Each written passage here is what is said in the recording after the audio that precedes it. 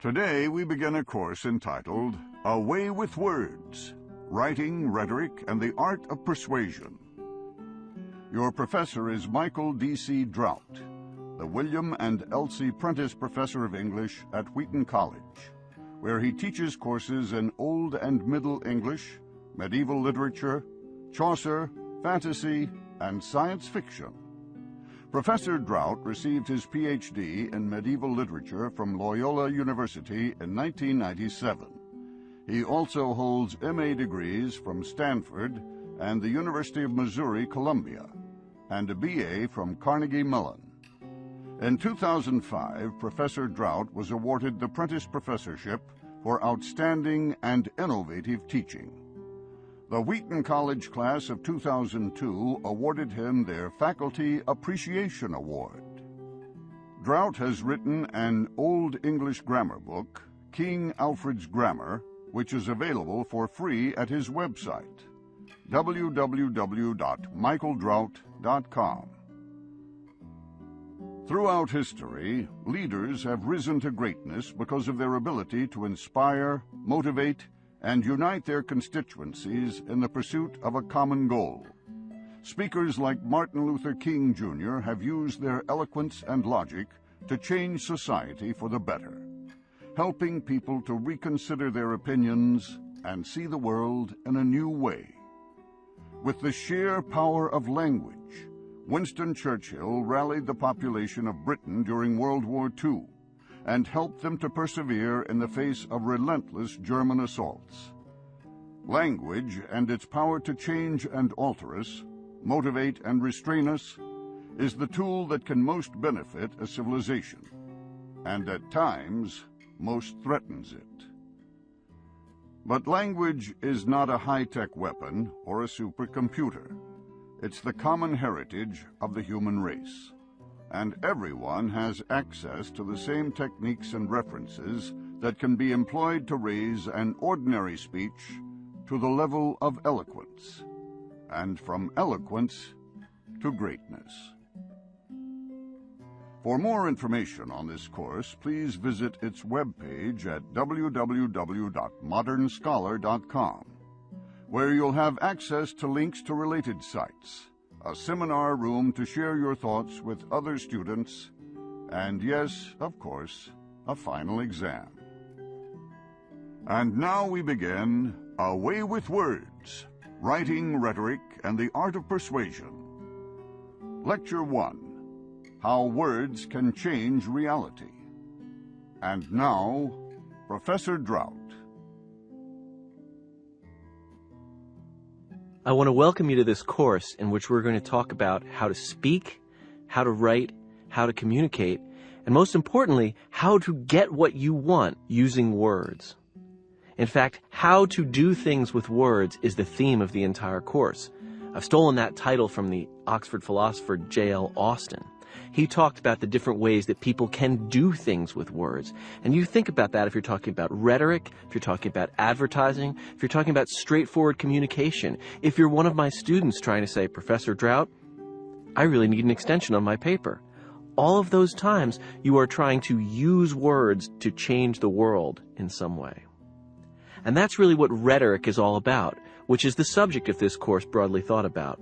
Rhetoric is the use of words to change the world.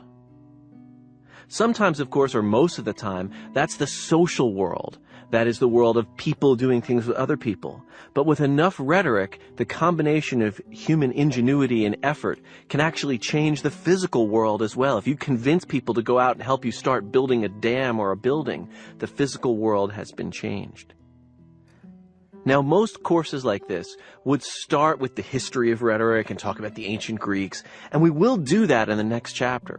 But we are, in fact, going to start with talking about the way that words change the world under something called speech-act theory, which was invented by J.L. Austin. Then we're going to go into a history of rhetoric, and we're going to analyze developments in rhetorical techniques. We're going to do this not just because it's interesting, but because we can steal from all these other people their great ideas and use them for our own. And in doing that, we're going to move on to the topic of Chapter 3, which is about audience. Now, the audience seems very straightforward. Who is your audience? Write to your audience. But it turns out it's very sophisticated how you have to analyze your audience, and even more, how you change your audience with your rhetoric. That will lead us into a section of the course in which we're going to talk about kind of the real foundations of rhetorical arguments. And this will include Chapter 4, where we talk about the underlying structures of arguments. Chapter 5, where we talk about a word you might not be familiar with, the enthymeme, but which is probably the key term in the entire course. We're going to use that to build up into Chapter 6, which is on logic, Chapter 7 on logical fallacies, and then Chapter 8 on logos, ethos, and pathos, the ways that you combine logic, ethics, and feeling into an argument. Then we get to the part of the course that is, to me, the most fun of all. And this is 2 chapters on figures of speech. We're going to be talking about what are called schemes and what are called tropes. And this is where you get all these great rhetorical labels for things like polysyndeton or anakoluthon and so forth. And all of those are going to be ways of describing, again, ways people have solved problems and ways that you can solve problems in your writing and your speaking. Then we get to have 2 entire chapters on grammar.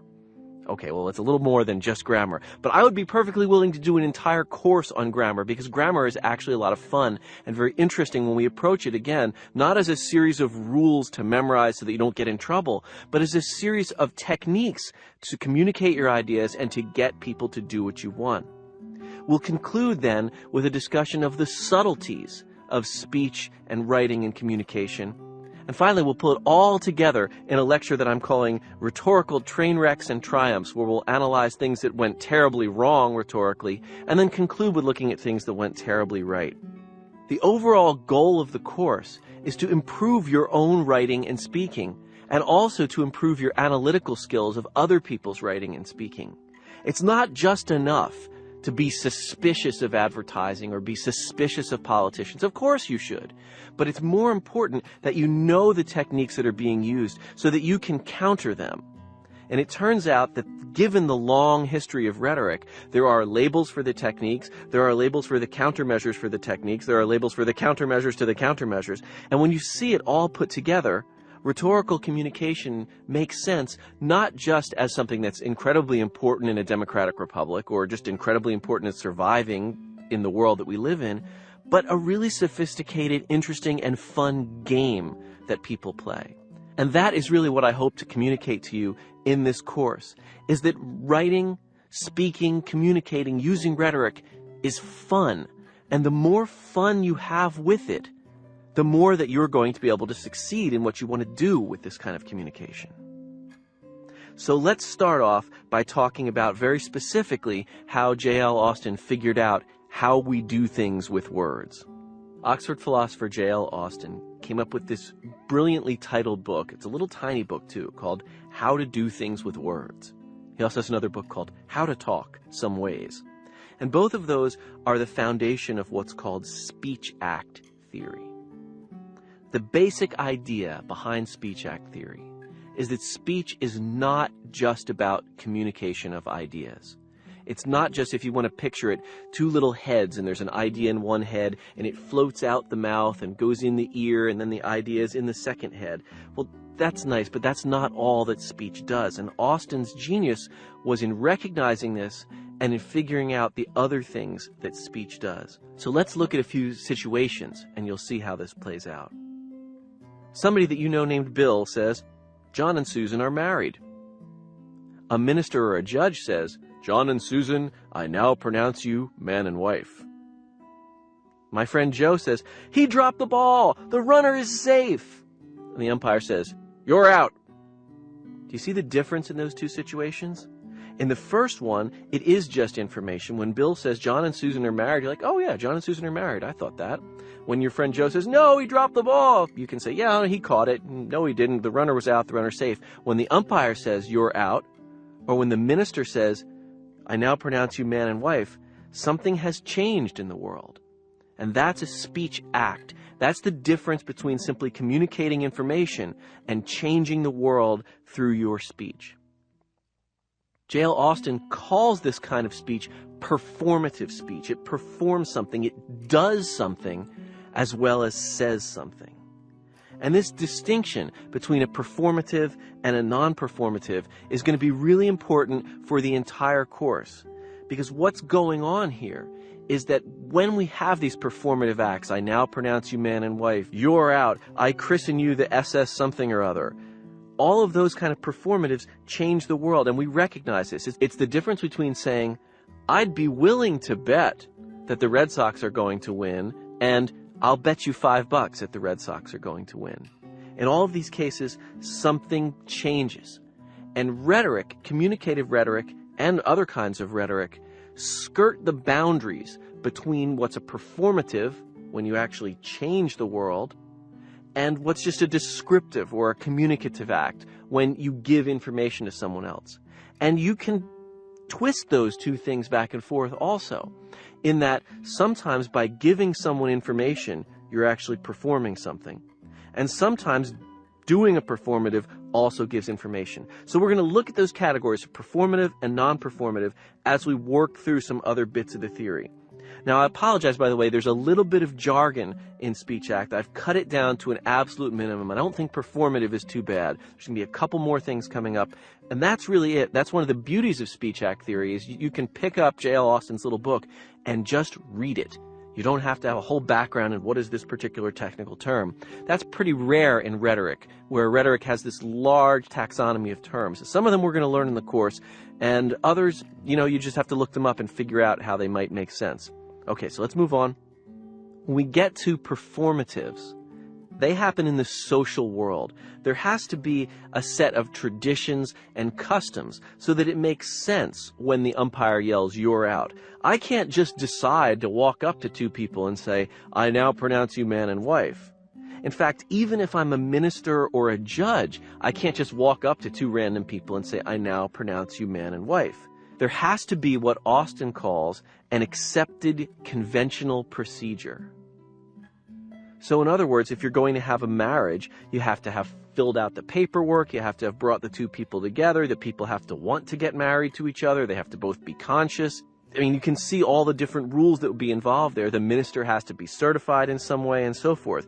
The family has to be assembled in certain contexts. Likewise, if you're just some Yahoo fan standing in the audience and you yell, you're out, you can knock yourself out, yell it as much as you want. It's just noise, unless the umpire says it. There are performatives, however, that anybody can say. In other words, you can't just say, I now pronounce you man and wife, or you're out. But you can say, I promise I'll be there at 5 o'clock. And a promise is a different kind of performative than just saying, I plan on being there around 5 o'clock. I promise. People can get upset when you don't show up. They can get mad. If you say, I bet you $10, and then you don't follow through with it, you can get sued for that. In fact, oral promises, oral contracts, those are performative, and the law recognizes that. Now, if you have your own boat, you can say, I christen you the USS paddle boat, but you have to have your own boat also before you do that. So the important thing to look at then is that as we speak, we are implicated in an entire web of social relationships. And we have to follow certain rules and certain traditions. But when we do this, we can change the world, particularly in terms of things like a promise, where that makes a real implication. Now, one of the tricks that you'll see in rhetoric is that people will try to take things that are performative and move them into non-performative. So it's sort of the opposite of what you'd think, well, I want to take something that's just information and make it a performance of an action. When I announce something, that's a borderline, isn't it? You announce, I now announce that so-and-so is going to be joining this team later on. Well, that has some force to it, but, if that person says, nah, I changed my mind, I'm not joining the team, the announcement hasn't changed anything. So one of the things that rhetoric does is to skirt these boundaries. For an example, a politician will often say something that sounds very much like a promise, but isn't a performative promise. For example, you can't promise someone that it's going to be sunny tomorrow. You say, I promise it'll be sunny tomorrow. If it's not sunny tomorrow, no one can sue you, no one can get mad at you, your little daughter will be upset that her picnic was rained on, and be surprised that her father can't control the weather. But you can't make a promise about the weather. So listen to politicians' speech. They will often make promises about things that they don't have any power to change.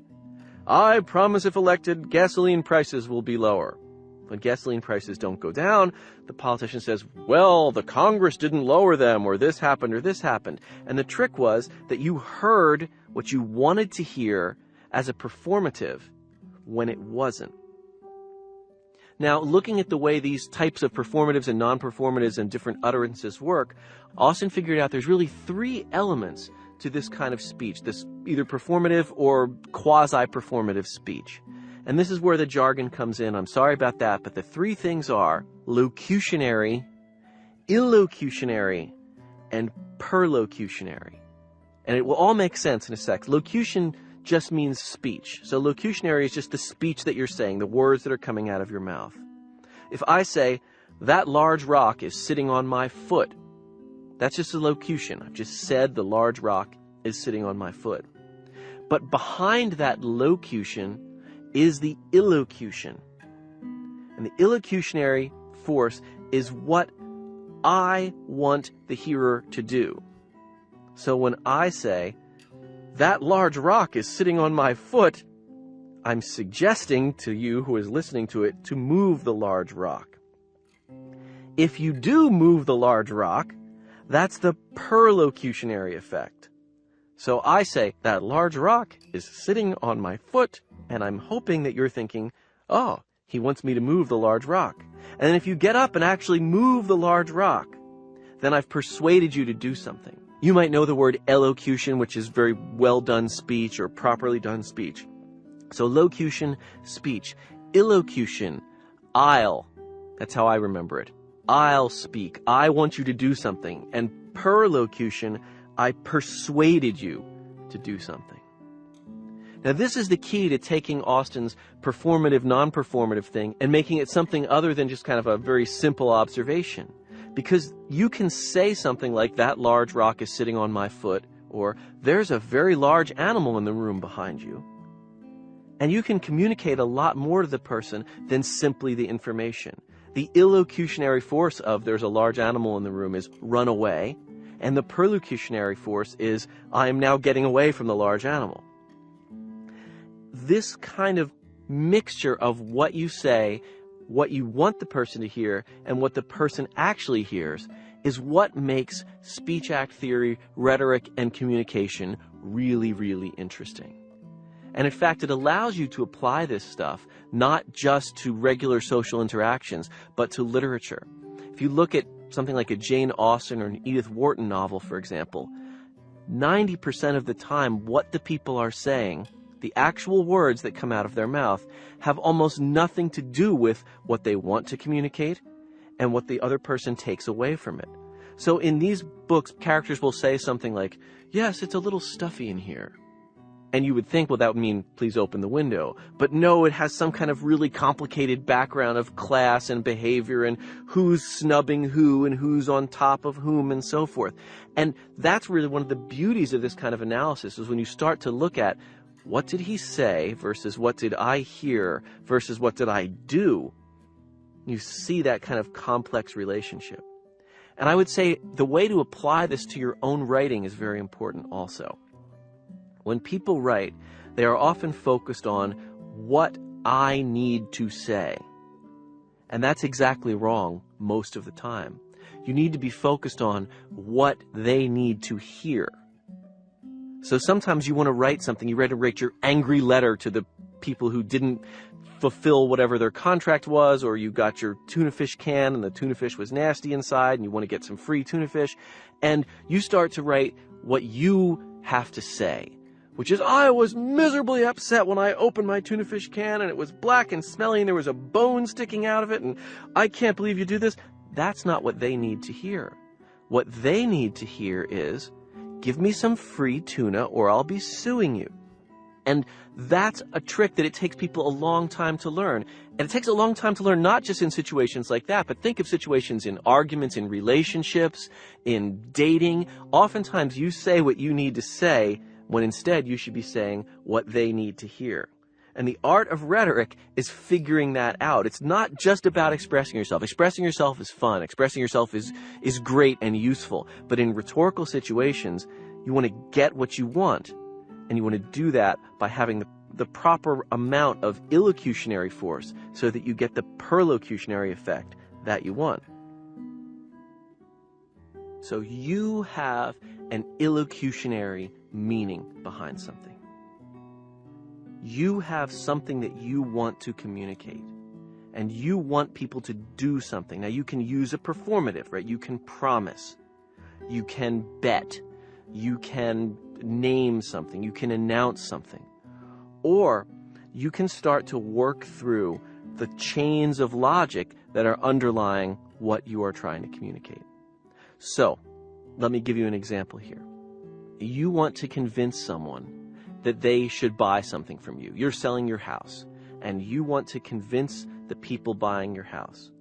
Now, the first thing that people often do with this kind of situation is they start negotiating. And they start, well, you can have it for this or for that, or we'll take this much money off.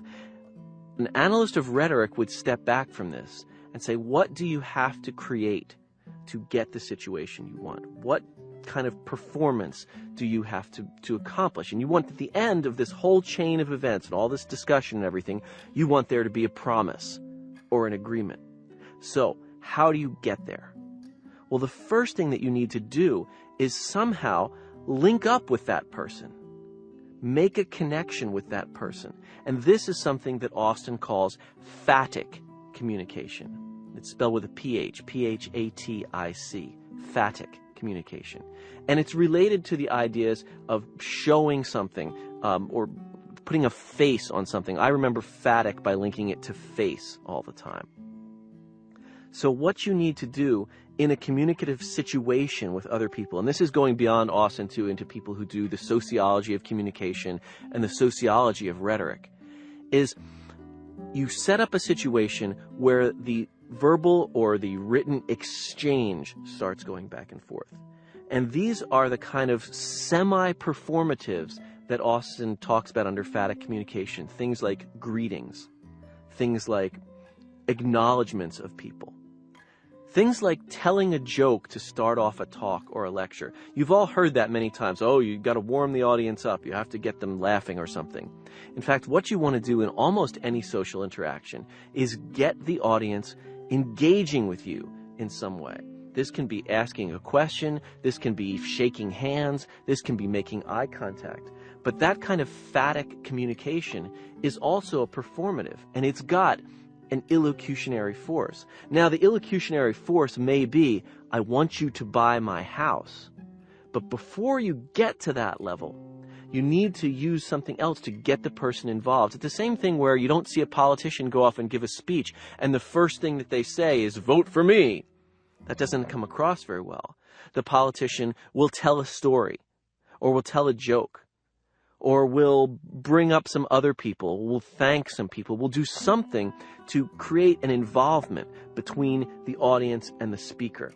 And this is very important to recognize, and that's why I think that that title by Austin, How to Do Things with Words, is so valuable, but it's more than just doing things with words, in speech at least. And even in writing, think about when you get something in the mail, how the envelope that it's in, and the type of paper, and the font, and the typing, and everything else makes a difference. The difference between a handwritten letter and a word process letter, and the difference between something that you know is personally from someone.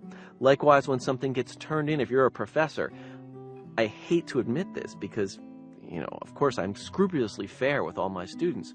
But when something gets handed in on nice paper, and it's laid out very carefully, and it's been printed well, it probably gets better treatment than something with a nice big coffee stain on one corner and a torn and dog-eared mangled corner because the student remembered to staple it and so forth. That's a kind of communication. That's actually a kind of phatic communication. And the key here is saying, what do these types of phatic communications mean? When someone stands up in front of you and says, I want to thank you for welcoming me here today to the city of Chicago and so forth, that says something. What does it say? It says, I am not above all of you here. I'm not so, even though I'm the speaker, I'm grateful for something you've done. when you shake hands with someone, when you make eye contact with them, when you take the time to send in a certain kind of paper, when you put capital letters in your email. I mean, all of these things are a type of phatic communication, and they lay the groundwork for what's going to come next. And they are so often ignored in talking about rhetoric. So the communicative interaction starts out with the phatic communication. However that is, the greeting, the joke, the opening line. And then once that relationship is set up, this communicative relationship between multiple people, between one speaker and an audience, or just two people individually, between an author and his readers, between someone that you're sending a letter or an email to, because we are social animals, that phatic communication sets up a series of expectations.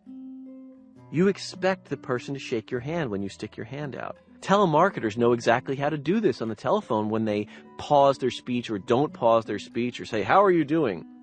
You know, it's very hard to say when someone says, "Well, how are you doing tonight?" not to answer, "So I'm doing fine." Oh, there you've started your conversation. Likewise, in writing and speech, as we go through this, you're going to see from speeches that this is what successful communicators do. They build up this speech act interaction. Once that speech act interaction is ongoing, then the next step is to start moving the person along to where you want them to be, again, to get what you want. Of course, I assume that anyone listening to this course is going to use your rhetorical powers for good and not for evil. But in fact, they're not necessarily more down to good or evil as the salesman example, or telemarketers, or politicians. Any of the kind of negative tropes that we have for different people in society who use rhetoric. So you can see just from the existence of those descriptions, we worry about the power of rhetoric. We worry that people are smooth or silver-tongued. By the way, this goes all the way back to Plato and ancient Greece, but also even in slightly more recent times in Chaucer, there's all this worry about people who speak a little too well, people who are a little too fluent, people who are better than average at communication, because those people are dangerous because they can get you to do what they want. Well, I want you to be those people. But again, I want you to use it for good, not for evil. I want you to sell people things that they really need, not things that they don't, and so forth. So you've got the phatic act of communicating with someone and respecting that they are there and communicating to them in that way. And then you have your locutions that you actually say, your illocutionary force, which underlies what you want them to do, and the perlocutionary effect. Now remember, the perlocutionary effect is what the other person takes away from it, not necessarily what you wanted them to take away from it. So sometimes, if a telemarketer calls me, his illocutionary effect is, "Please buy the thing I'm selling." But the perlocutionary effect he gets is me slamming the phone down and being really annoyed because I tried not to listen to it. And by the way, and this is the kind of thing that people who study rhetoric do at home, if you want to avoid ever buying something over the telephone, all you have to do is immediately say, before the person can get any other words out, "Thank you very much, sorry, I don't want it, bye." But you can't leave even a tenth of a second gap in there, or the person will speak, and then you'll be drawn into that phatic communication. So this is my little gimmick for you out of this lecture. So, setting up the situation, having the different effects that you're going to use, and then doing things with words to change the world. Those are the real insights given by speech act theory. It does get a lot more complicated, particularly when speech act is applied to literature or applied to kind of drama and complex interactions. And once you start looking at the world through speech act theory, you'll realize how obliquely people actually communicate.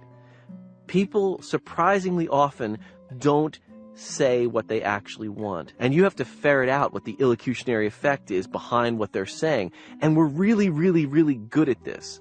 In fact, you could argue that most of politeness is about not having the locution be the same as the illocution, and almost certainly not being the same as the perlocution.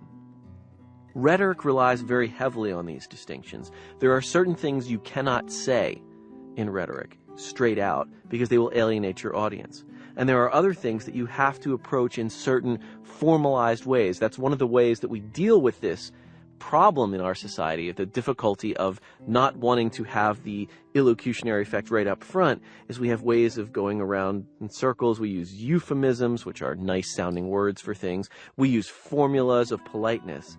And we have a balancing act.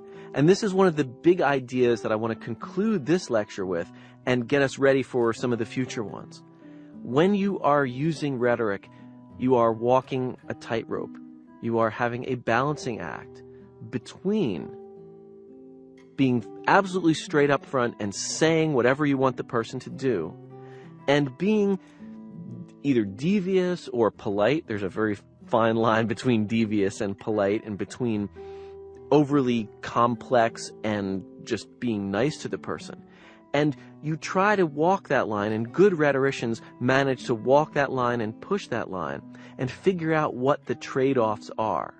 There's a trade-off between using a formula that everybody knows and so they're bored by, and using something completely new which may shock or trouble or upset someone. And what we're going to see in our next lectures are the ways that people have figured out how to walk those lines. But it's a continuing and evolving problem, because just as you develop some new brilliant rhetorical technique, people will develop resistance to it.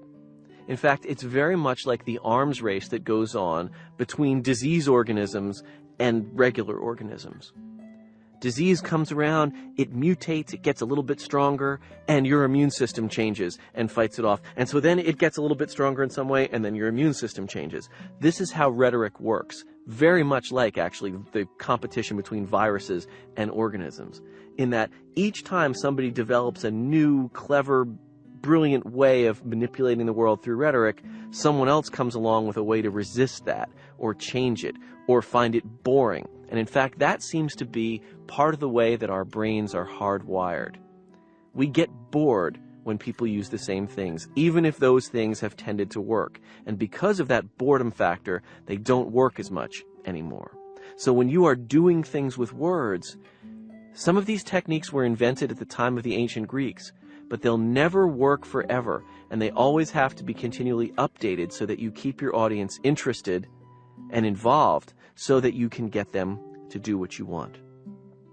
So, to take away from this lecture, the most important things to take away from this lecture are the difference between a performative and a non-performative, and how good rhetoricians try to blur those boundaries.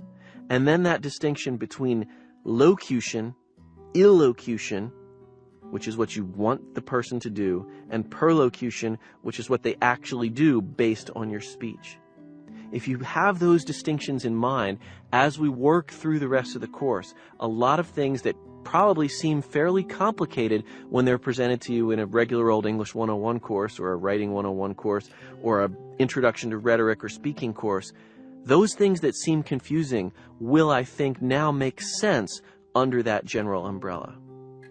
And in our next lecture, we're going to look a little bit at the history of rhetoric, but not simply because of its intrinsic interest, but because the history of rhetoric shows people solving the sorts of problems that we have to solve ourselves.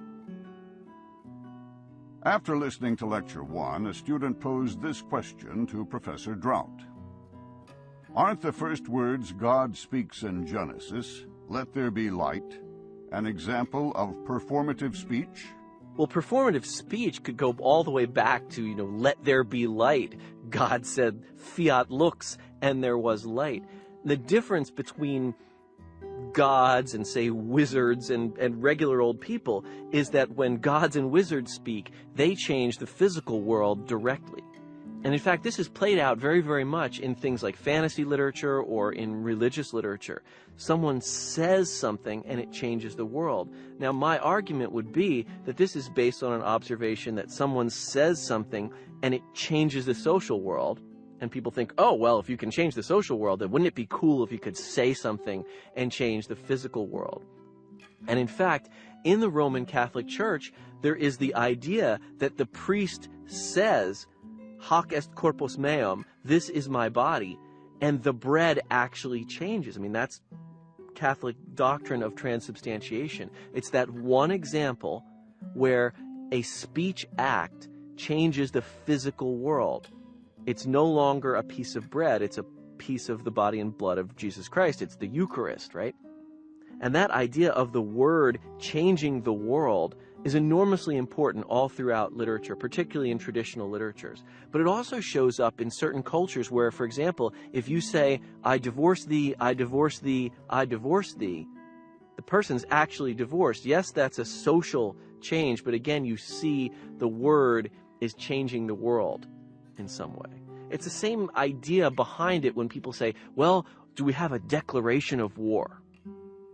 Remember there was a big debate about that, do we have a declaration of war? Now, we're already fighting and blowing things up, and people are getting killed, and soldiers are being shipped all over the world, but there's this major difference whether there's a declaration of war or not. Well, that's an ultimate speech act, or I now call this meeting into session, and everything that was said before I called the meeting into session somehow doesn't count in some way.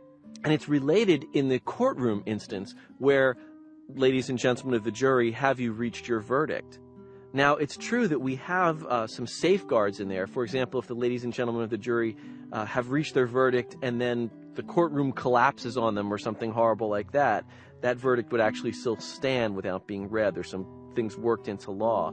But it's these boundaries between what's a speech and what's an act that has created a whole kind of system of behavior and of common law over a long period of time. And I think it's important to recognize then that although J.L. Austin was the first one to call these speech acts and to develop this whole series of descriptions about it, he was not the first one to understand that speech could change the world. And that's been around as long as there have been human beings making promises and arguing over things. This ends Lecture 1.